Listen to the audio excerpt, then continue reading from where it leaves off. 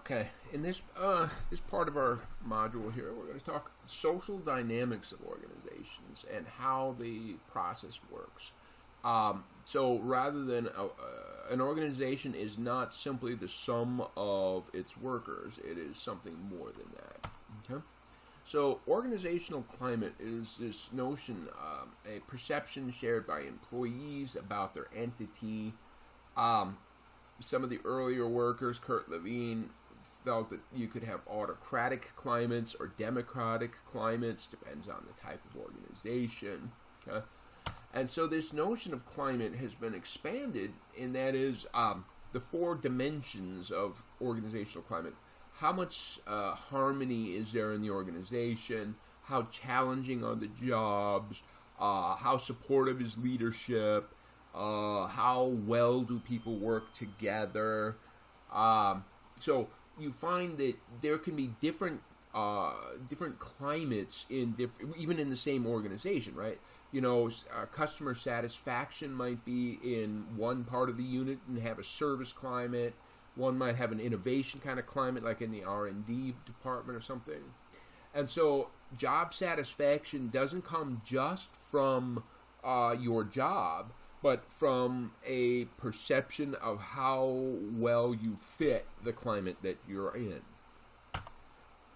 Organizational climate, this factor here called PC sub G or PCG, I don't even remember what those letters stand for, but it's a factor that's related to organizational climate, and it's just like how well the workplace helps or harms us, okay? And so you can see here that there's lots of antecedents to this idea of organizational climate fit or something. Leadership support, work group. So these things all feed into.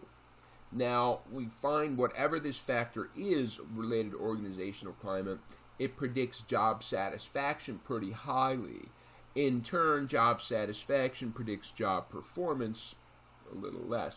And so you can see, though, that it seems to fit in between. That is to say, earlier we had an image way back in somewhere around Module 4 or something, where we said, what are the precursors of job satisfaction? Oh, challenge, role stress, and we had directly linked them to job satisfaction.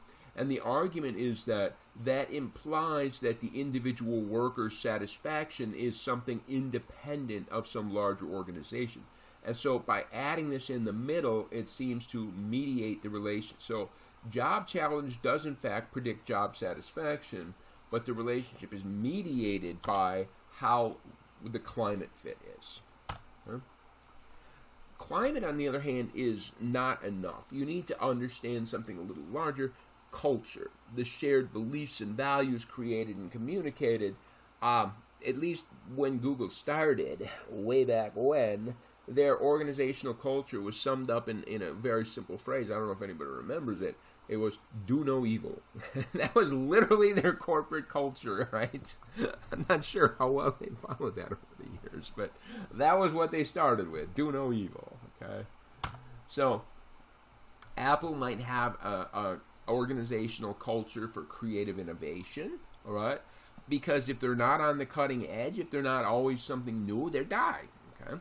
Starbucks, and yeah, I told you earlier that I found a podcast. I think it was a NPR program called How I Built This, and it was with Howard Schultz from Starbucks. And you know, he I believe, if memory serves, his father-in-law owned a coffee shop, and eventually it was a coffee chain in Seattle. There was like 10 of them or something, and Howard Schultz bought them up, and he started to expand them, and he realized that what he needed to do was, he's selling coffee. I mean, that's all he's selling. He's selling coffee, and you can get coffee at McDonald's for $1.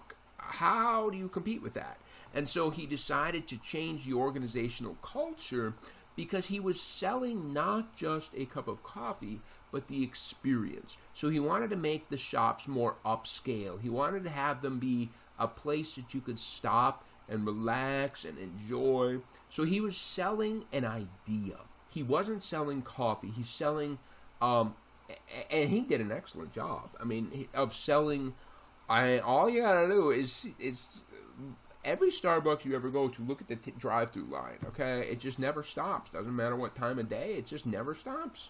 Okay, Amazon has an organizational culture, breakneck paced, very cost conscious, and that makes sense because depending on how your accounting works, they've been losing money for many years of their existence. Okay?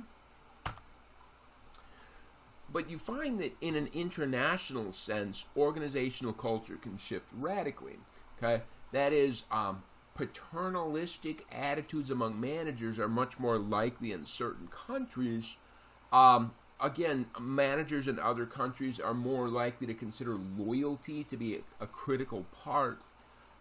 Canadian, U.S. managers didn't really think, as long as you do your job, I don't care if you're loyal. Okay, so really kind of differences in an international perspective.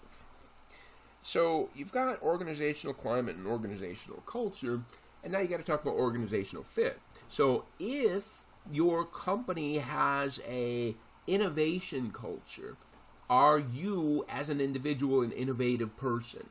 Do you fit? Okay, how much the values of the organization fit with or match you, the workers? Okay.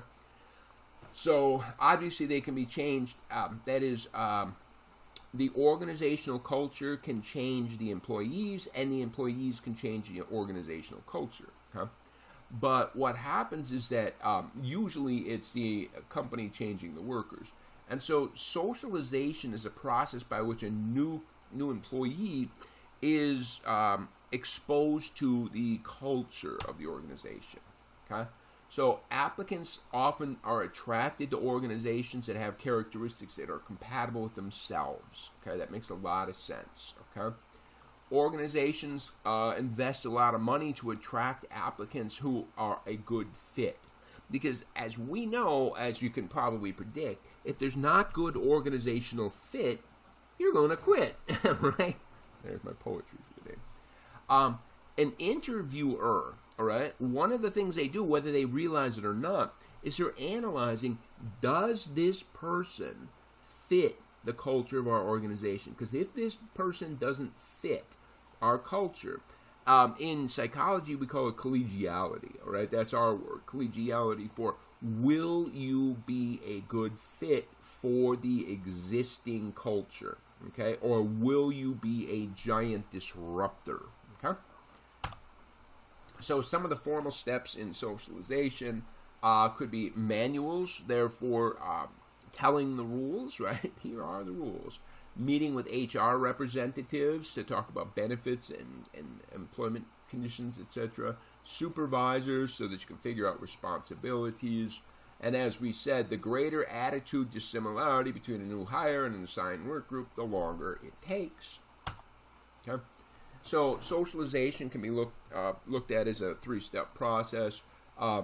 Anticipatory, that is to say recruitment steps, the formal orientation process, and then settling in. And this is where you're going to find the employees often are changing or metamorphosing, turning from a butterfly into a... No, you don't turn from a caterpillar into a butterfly, don't you? I mean, we don't, but nobody does. Okay? So, some of the benefits of socialization, job performance. Okay, that's a big one. Socialization that's done well increases organizational citizenship behaviors, which again is just a version of job performance, right? You get social cohesion, and with social cohesion, there's a decrease in turnovers, absenteeism, and tardiness. You get an internal stability, therefore people tend not to quit. Okay, and even the external representation of your company improves because your workers are out there talking good things about you, so that when you go to vendors or customers, they're always presenting a positive attitude of your company. Now, we find when it comes to this organizational fit, there are a variety of ways. In fact, one of the interesting things is the strong interest inventory. And if you've ever taken the strong interest inventory, it gives you a three-letter Holland code. I can't remember the deets, but a 3-letter Holland code. And it turns out that certain occupations, so this is it's what are you interested in doing? And it turns out that if your Holland code doesn't fit well with the organization you're going to work in, you're going to be dissatisfied and quit, right? So it's an interesting idea. Person-organization fit is more how well you fit with the organization's cultural values. So some of these much more free-spirited companies, much more liberal corporations, if someone holds conservative values, they might not fit well in an organization that is very liberal. Okay, so person-organization fit is a similar idea. Okay. So, gotta fit with your organization's culture or you will quit.